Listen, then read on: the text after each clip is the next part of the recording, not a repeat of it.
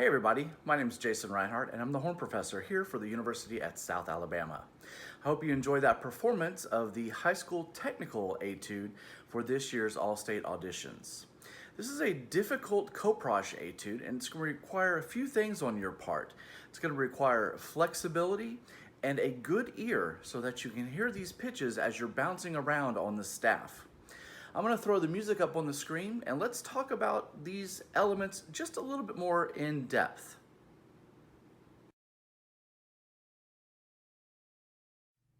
This etude is a typical etude by coproche and should be approached as an exercise in interval study, articulation, left hand dexterity, and breath control. The tempo is marked allegro. The recommended tempo is quarter note equals 86 beats per minute. But to me, this seems just on the edge of being a bit too fast to have a successful performance of this etude. My preferred tempo is quarter note equals 80 beats per minute. The tempo should carry through the entire excerpt and not fluctuate at all. For this year's All-State auditions, the excerpt should end on line 9 after the fermata B flat. As we look at the technical etude for this year, we see that it is mostly in F major. There are a few accidentals through the middle of the excerpt when it briefly switches to minor, so be careful as you rehearse this etude. One of the biggest obstacles that you will have to overcome when learning and practicing this etude is breath control. There are hardly any resting spots for you to breathe, so you have to take advantage when you can when a rhythm switches to an eighth note or a dotted eighth note. To aid you in this effort, I would not worry about playing this etude too loud. That way you will help control the air expulsion.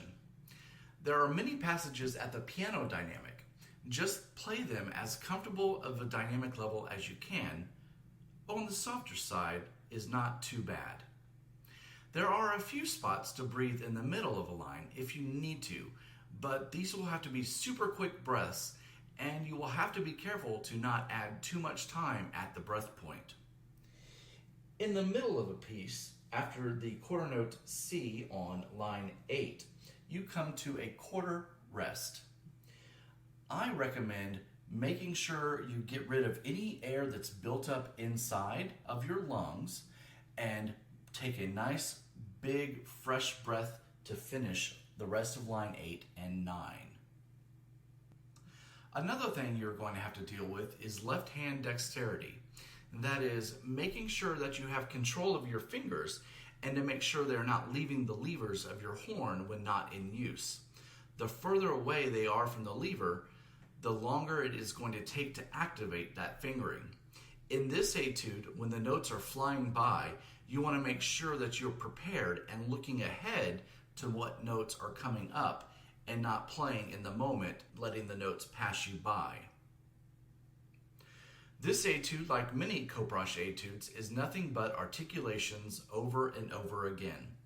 You must make sure that your articulation style, note length, and speed do not fluctuate. Consistency is the key in the etude.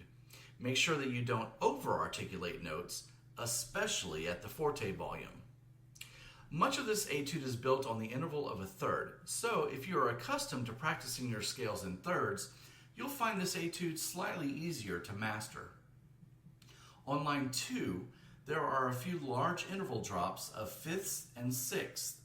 You will just need to hear these pitches in your head before playing them and use muscle memory and know exactly where the lower note is placed on your horn and the aperture for it to speak properly. On line 6, you will get to play a descending line that has a repeating E natural as its base note. I would recommend for rehearsal purposes playing the descending line by itself, leaving out the E naturals that are repeated so that you can hear the descending line as it fits into the rest of the musical line. I would also recommend taking this etude under tempo to begin the learning process. Slow the sixteenths down to eighth notes. You can keep the tempo at 80 beats per minute for this, and it will help you at half tempo. So instead of playing 16th notes, you're going to think eighth notes at this tempo. So it will go something like this. Dom, ding, dom, ding, dom, ding, dom, ding, dom, ding, dom, ding, dom, ding, dom, ding, dom, and so on. This is going to help you solidify the notes and intervals as written at this slower tempo. Then you can slowly speed your metronome up, still practicing at the eighth note, tempo, until you get to 160 beats a minute, which would be the 80 beats per minute with the 16ths. Then I recommend turning the metronome back down to about 64 beats a minute and restart the process over again with 16th notes this time. So it would sound something like this. Dom dee dom dee dom dee dom dee dom dee dom dee dom dee dom dee dom, and so on. One other trick I like to use is changing the rhythms of the etude. So instead of constant 16ths, I like to change the rhythm, much like the rhythm on the bottom of your page in example number 9, except I use dotted eighth 16ths. So it would sound something like this. Dom ding dom ding dom ding dom ding dom ding dom ding dom ding dom ding dom. The purpose of this is to use the finger dexterity in changing fingerings very quickly and not at an even speed.